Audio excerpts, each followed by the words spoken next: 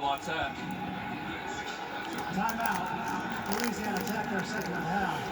30 seconds. Timer, please reset the clock to 1 minute, 49 seconds.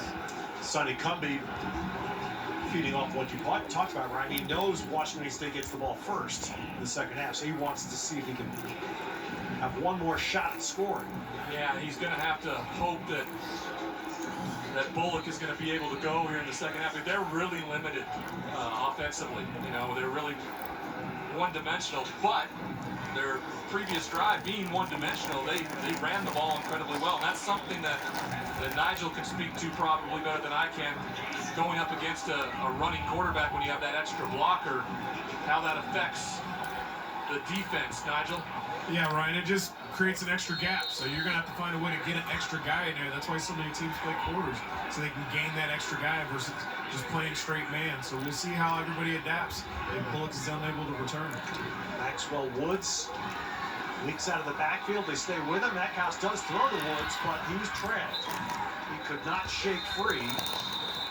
That was Jacob Mayfield. Followed Woods out of the backfield and makes the tackle to keep him short of a first down. And final. Timer, please reset the clock to 1 minute, 42 seconds. All right, so Sonny Cumbie, good defensive play there by Mayfield.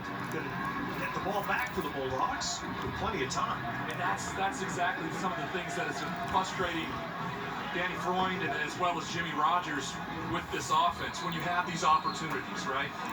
Opportunities to close games out in the fourth quarter, and in particular close halves out. You have the ball in 2 minutes, just pick up a first down, right? Get things rolling, and they just can't get it done. Instead, they have to put the ball back to La Tech, which now gives them an opportunity to get some points where they have done nothing in this first half. You don't want to give them a sliver of an opening, because we've seen it over the last 2 weeks of games we've been calling. You give a team an inch, they'll take a mile.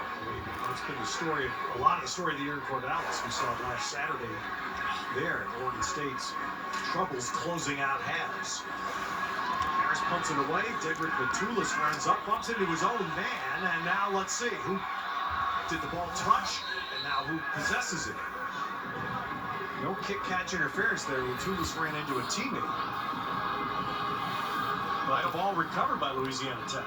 I don't think it would have mattered. The ball, I think, hit the helmet of a Washington State player, which ultimately would make it free ball. He gets bumped into by his own player, and then off the shoulder of the Washington State player. So that ball becomes essentially dead